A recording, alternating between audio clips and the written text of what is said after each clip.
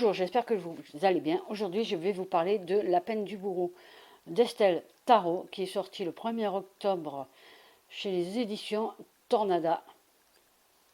Et c'est un thriller. Oui, je prends mes petites notes parce que je n'ai pas encore fait ma chronique écrite, mais ça ne saurait tarder. Et donc je profite pour vous faire la petite vidéo, pour vous parler de ce livre qui m'a laissé à la fin. C'est bien simple, je l'ai lu, je l'ai dévoré, hein, comme d'habitude, les éditions Tornada, moi, leurs livres, je suis partenaire avec eux, et quand on me demande, voilà, il y a le nouveau livre qui sort, est-ce que vous voulez le lire? Je dis oui tout de suite, même si je ne lis pas l'histoire, je ne veux pas savoir de quoi ça parle, parce que je sais que je vais aimer. Certains de leurs livres, j'ai beaucoup aimé, un ou deux, j'ai eu des vrais coups de cœur, mais des gros coups de cœur, que je ne m'attendais pas, hein, je lisais, et puis c'est arrivé, j'ai pas compris, hein. Ce ne sont que des thrillers. Et je ne sais pas, à chaque fois, j'aime leurs livres. Voilà, faut pas chercher, j'aime leurs livres. Je vous mettrai la photo par là, quelque part dans le coin. Donc celui-là, 2 livres. Donc arrivé à la fin, je disais, what? Qu'est-ce que c'est que ce bordel? C'est quoi ce beans? Comme dirait l'autre. Qu'est-ce que c'est que ce beans? Je suis arrivée à la fin, j'ai rien vu venir. Malicorne, qui elle aussi a lu ce livre, puisqu'elle est aussi en partenaire avec eux. Ça a fait beaucoup rire en fait, parce que elle était sûre que j'allais avoir cette réaction, parce qu'elle avait fini avant moi, forcément. Mais voilà, on va suivre un monsieur qui s'appelle Ed, qui a un nom de prisonnier en fait. C'est Ed 400 04 04 51 41, un truc comme ça. Il me semble que je dise pas de bêtises, parce que je ne veux pas dire des bêtises. Oui, c'est Ed 0451, c'est ça. Et on va suivre ce Ed, mais surtout l'histoire de son bourreau, qui est surnommé le vieux cow-boy, qui va nous raconter, parce que le procureur, non pas le procureur, non, c'est pas le procureur, c'est le gouverneur. Il a plusieurs choix en fait à faire par rapport à Ed. Alors soit, parce que je l'ai marqué pour pas oublier en fait, il a plusieurs choix, soit en fait, soit il bénéficie d'une grâce, soit il cumule en fait de peine de mort, c'est prison à vie, soit peine de mort, il reçoit l'injection puisqu'il est dans le couloir de la mort. Voilà, je vais y arriver. C'est avant tout, j'aime beaucoup la couverture, qui est, je trouve, très jolie. Le titre, qui en dit beaucoup. J'aime beaucoup comment il décrit, comment il a tué ses victimes. Oui, ça peut être glauque, mais non, ne inquiétez pas. Mais surtout, pourquoi il les a tués. Voilà. Et comment se passait la peine de mort avant 1984, sachant qu'au Texas, c'est toujours... elle y est toujours. Et il faut savoir qu'avant, je l'ai noté parce que c'est très important, je trouve, que depuis, il doit être là, quelque part par là, voilà, depuis 2002, si un condamné est reconnu malade mental, il ne tombe pas sous le coup de la peine capitale. Voilà, pendant la prison à vie, mais il ne pourra pas recevoir l'injection létale. Voilà. Donc j'aime bien parce qu'on apprend tout plein de choses. On apprend que Ed, en fait, il a grandi avec un père raciste, mais vraiment raciste à l'époque, hein, où les Noirs, la ségrégation raciale, où les Noirs, en fait, ils étaient les esclaves, hein, tout bêtement, des Blancs, hein, parce que les Blancs, c'est bien connu, ils sont supérieurs aux Noirs. Hein.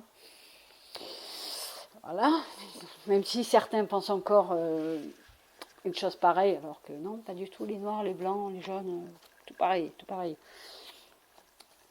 Oui, c'est parce que je suis une peace and love. Enfin bon, bref.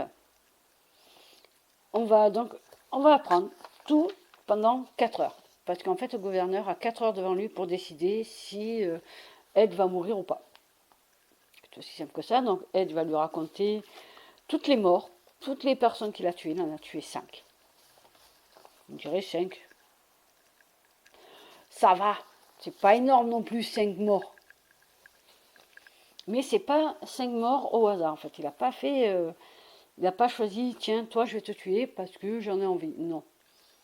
C'est 5 personnes qu'il a choisies délibérément parce qu'ils ont fait quelque chose, a priori. Et quand on comprend pourquoi, il y a une militante, un avocat, des époux, un couple, et un juge. Voilà. On sait déjà ça, on sait pourquoi ces personnes-là ont été tuées. Après, ça se comprend, hein, je comprends pourquoi il a pété un câble, hein, parce que c'était quelqu'un qui est né, qui a connu la haine des personnes qui sont différentes de lui, que son père était quelqu'un de connu puisqu'il a fait la guerre. Ouais, il a fait la guerre, il me semble, hein, que je dise pas de bêtises. Ouais. Oui, ils sont très connus en fait. Hein. Ouais, l'histoire. Ouais, le père a contribué voilà, à libérer la France en 1945. Il y avait des marques d'obus sur tout le côté droit du corps et du visage.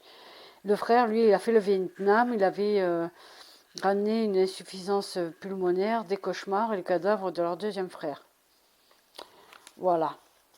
Et quand vous êtes né avec ce père et ce frère qui ont fait des choses pour leur nation, leur pays, forcément, vous, à côté, vous vous sentez dans l'obligation de faire quelque chose pour votre pays. Même pour vous-même. Hein, il voulait, en fait, je pense qu'il a voulu la reconnaissance d'un père, que son père le reconnaisse comme un homme et non pas comme un moins que rien. Parce que mine de rien, c'est ça. Hein, si, pour le père, si vous ne faites pas quelque chose pour votre pays, si vous ne revenez pas blessé, c'est que vous n'êtes pas un homme. Il est complètement con, mais qu'est-ce que je vous dise, hein, on ne peut pas changer la mentalité. Hein. Il a été marqué par la guerre, je veux bien, mais bon, à un moment donné. C'est le patriarche qui est très difficile. Hein. Il fallait marcher au pas, il fallait être comme il fallait au risque de vous en prendre plein la gueule. Je trouve ça dommage parce que les enfants, finalement, ils ont vécu dans une sorte de terreur. Si on peut dire ça comme ça, une terreur. Mais voilà. Donc cet enfant-là, il s'est marié, ils n'ont pas eu d'enfant, non, ils n'ont jamais eu d'enfant parce que elle a eu des petits soucis de santé, même des gros, même à la fin. Et ils n'ont jamais eu d'enfant. C'est son seul regret. Finalement, il se dit que non, c'était mieux comme ça qu'ils n'aient pas d'enfant. Hein, tant qu'à faire, c'était mieux qu'ils n'aient pas d'enfant. Vu comment ça s'est terminé. Voilà, et ils ont des nouveaux voisins. C'est un couple de noirs. Et, la petite fille des voisins qui s'appelle Michel. Si je ne me trompe pas, oui, c'est Michel. Oui, la petite Michel. Qui est une petite demoiselle toute mignonne, qui a toujours le sourire, toujours très polie. Bonjour monsieur, même si lui il envoie sur les roses à chaque fois parce que elle est noire quoi, voilà. Et au fil du temps, finalement, il va apprécier la petite parce que quand elle va se faire agresser par d'autres garçons qui vont lui lancer des pierres parce qu'elle est noire et pour se moquer d'elle et que finalement lui il va la défendre. Je trouve ça mignon parce que le changement de personnalité enfin pas la personnalité parce qu'elle va pas changer sa personnalité, mais sa façon de voir les autres, la façon de voir les gens de couleur surtout, voilà. Je pense que c'est grâce à la petite Michel, il va comprendre que son père, eh ben, finalement, même si il se prenait pour Dieu le Père, hein, façon de parler, il avait ses torts parce que dans ses souvenirs, j'aime bien ce que j'ai bien aimé, c'est les souvenirs. Même si j'aurais préféré les voir en italique, ça aurait été plus sympa, je pense, pour différencier les souvenirs ou alors de marquer, je sais pas, une date ou de marquer que c'était le passé, je ne sais pas, ça aurait été plus sympa. Parce qu'on est dans la prison et tout de suite après on est dans les souvenirs, donc j'aurais mis pouvoir mieux les différencier. Même si à la lecture on les différencie, hein, c'est pas le problème. Mais ça aurait été un plus, je trouve. Et donc dans son passé, il voit bien que son père n'était pas tout blanc. Il n'était pas un homme droit, puisque finalement lui aussi a fait des choses terribles. Et c'est dommage parce que en fait, il a donné une mauvaise image à ses enfants. Mais apparemment, il n'y a que Ed qui a ses souvenirs. Enfin, Ed, non pas Ed, le bourreau, qui a ces souvenirs-là. Non, c'est Ed. Oui, c'est bien Ed. Non, je dis des bêtises. Donc Ed, oui, voilà, il est grâce à Michel, donc, parce que sinon je vais finir par m'embrouiller là. Donc grâce à Michel, en fait, il se rend compte que les personnes de couleur, ils sont bien finalement aussi. Hein. C'est pas forcément des gens pas bien. Il y en a des bien, il y en a des pas bien, comme chez les blancs, comme chez les jaunes, il y en a partout. Hein. Peu importe la couleur, l'origine, il y a tout des comptes quelque part, hein, comme on dit. Et là, Michel, avec ses petits sourires, ses petites attentions, et puis les parents de Michel aussi, ils se rendent compte que finalement, ce sont des gens bien, qui vont lui venir en aide au moment où il en a le plus besoin. Enfin, du moins, où sa femme et lui, surtout sa femme, en ont le plus besoin.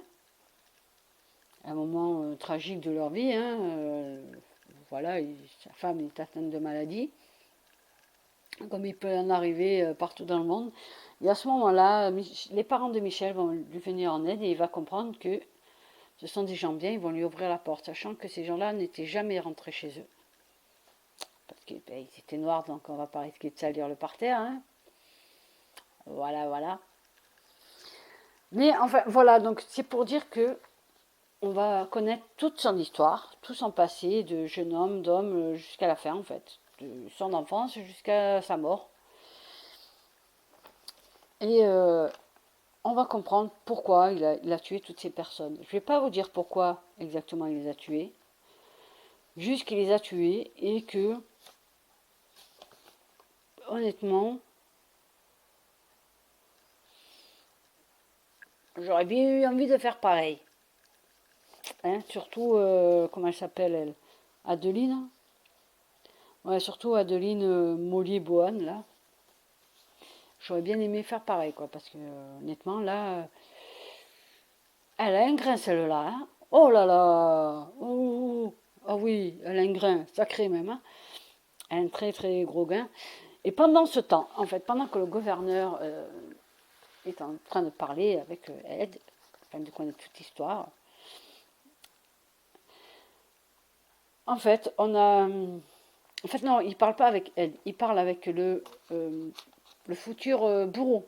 Futur bourreau, parce que Ed, on connaît son histoire, mais il parle pas avec le gouverneur. C'est le futur bourreau qui sera d'ailleurs son dernier cas, la dernière personne qui tuera. Hein. Et donc pendant ce temps, dehors, il y a une guerre entre les anti-peine de mort et les pour les peines de mort. Honnêtement, pour certains cas, je suis pour la peine de mort, oui. Pour certains cas, oui. Et pour d'autres, non. Mais pour tout ce qui touche aux enfants, peine de mort. Et encore que, moi je serais une sadique, mais bon, on n'est pas là pour ça. Voilà, là on se pose la question de la peine de mort. Est-ce qu'on serait pour? Est-ce qu'on serait contre? Moi je suis pour. Après, c'est au cas par cas.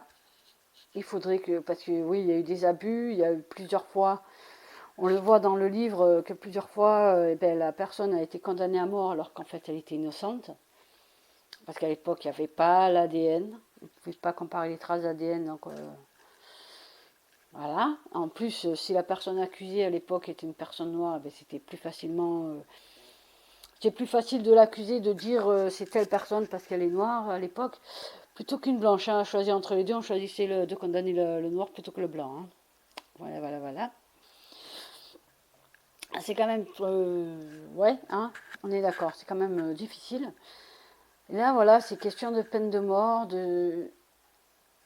et de faire un choix, ce qui est difficile pour le gouverneur finalement, parce que s'il le condamne à mort, il aura les anti sur le dos. S'il ne le condamne pas, il aura les pros, peine de mort. S'il choisit de ne pas le condamner, Bah, là, c'est pareil, dans tous les cas, il est coincé. C'est d'un côté ou de l'autre, dans tous les cas, voilà, il ne sera pas réélu. De toute façon, je ne pense pas qu'il va se représenter au prochain mandat de gouverneur, hein. Enfin, j'en sais rien, hein, je ne sais pas. Mais voilà, ce que je voulais dire, c'est que l'histoire, elle m'a pris du début jusqu'à la fin, que je n'ai rien vu venir, mais alors rien, mais rien ne laissait prévoir une telle fin. Jusqu'à la fin, j'y ai cru. Je me suis dit, jusqu'à la fin, je me suis dit, bon, ben, peut-être qu'avec les explications, non. Mais je n'ai pas. Quand j'ai compris qui était Ed, je suis restée, mais j'ai compris après. Finalement, j'ai compris le titre du livre. J'ai compris. Mais il a fallu que j'arrive à la fin pour comprendre, forcément. Mais c'était super bien écrit. L'histoire, elle est prenante. On se prend les tripes. Ça. On se pose des questions, hein, à savoir est-ce qu'on serait pour, est-ce qu'on serait contre, qu'est-ce qu'on aurait fait à la place du gouverneur. Moi, honnêtement, je ne sais pas. Je ne veux pas me prononcer là-dessus parce que non, je pense que j'aurais relâché. Enfin, pas relâché, faut pas déconner. J'aurais pas mis l'injection, j'aurais condamné à mort, prison à vie, voilà, j'aurais cumulé en prison à vie, mais j'aurais pas fait l'injection. Mais après, voilà, c'est toujours pareil, ce n'est que mon avis, ce n'est que mon impression à moi. Voilà, j'ai pas envie qu'on fasse toute une histoire de oui, tu es pour la peine de mort, non. Voilà, je ne veux pas faire polémique non plus, ce n'est que mon avis personnel sur un livre qui parle de choses d'actualité, toujours pareil, hein, puisqu'au Texas, la peine de mort y est toujours, et que souvent les personnes innocentes sont condamnées, donc voilà. Mais pour ce cas-là, pour le cas de N, honnêtement, voilà, prison à vie, mais c'est tout, je n'ai pas fait plus.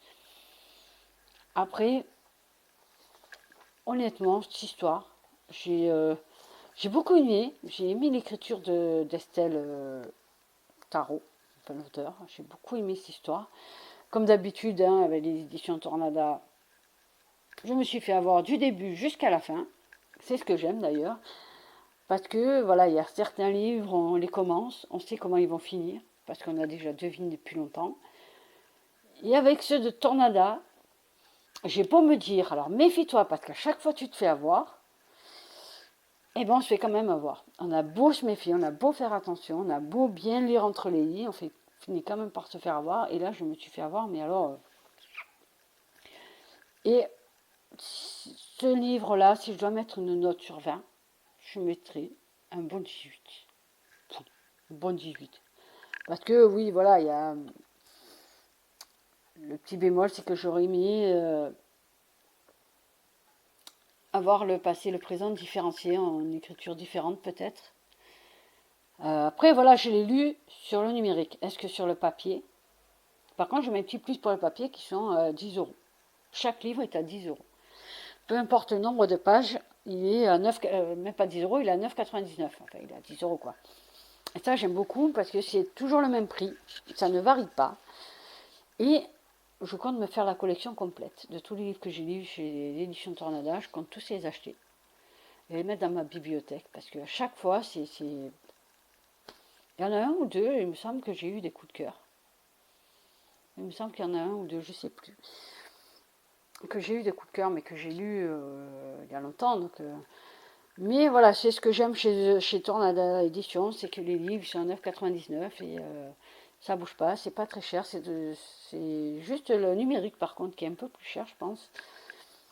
Qui est un peu cher, mais c'est pas grave.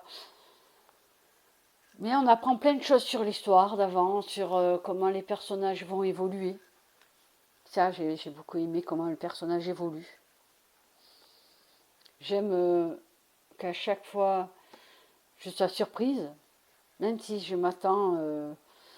J'attendais un mot de aide. Finalement, il n'a rien dit, pas un mot. Et après, on sait pourquoi. Hein, finalement, il ne parle pas, il ne dit rien. On a les journalistes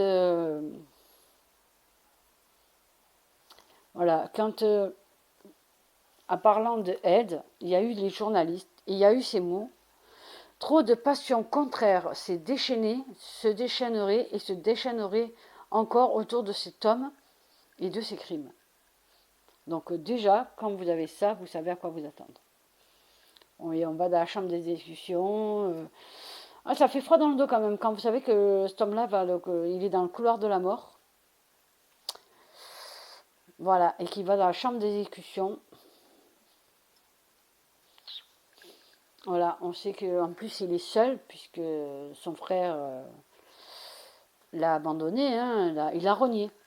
Puisque de toute façon, vu ce qu'il a fait pour son pays, il a renié aide, hein, avec ce qu'il avait fait. Ouais. Et sa femme, elle était morte en tout temps, ils n'ont pas eu d'enfant, et la seule personne qu'il a revue avant de mourir, c'est Michel. Et je trouve ça magnifique parce que finalement, elle a fait des pieds et des mains, quitte à user de chantage pour pouvoir voir Ed une dernière fois. Et je trouve ça magnifique. Et voilà, il est parti finalement serein. Et j'aime que ça parte. Parce qu'avant, il faut savoir qu'avant, il y a eu des dérapages sur la chaise électrique surtout. Parce qu'au début, il y avait la chaise électrique, il y a eu des dérapages. Un gros dérapage d'ailleurs qui m'a fait de la peine parce que c'était un petit jeune de 16 ans sur la chaise électrique avec qui ça s'est très mal passé. Ça a été un petit peu fait exprès par certains. Mais voilà, j'ai aimé toute cette histoire de ce qu'on apprend. On apprend beaucoup de choses finalement, d'année en année. Finalement, c'est d'année en année, on apprend. Parce que les 5 personnes qui tuent, il les tue pas à la suite. Ça se passe d'année en année en fait. Et j'aurais jamais cru que cet homme-là fasse une chose comme ça. Parce que quand il s'est fait arrêter, enfin du moins quand il s'est rendu, hein, parce que quand il a tué les deux dernières personnes qu'il a tuées, c'est les époux Frasier. Il les a tués et voilà, il a dit la petite appelle la police, va chez les voisins, appelle la police, et il s'est rendu tout de suite, il n'a pas résisté, il s'est rendu tout de suite.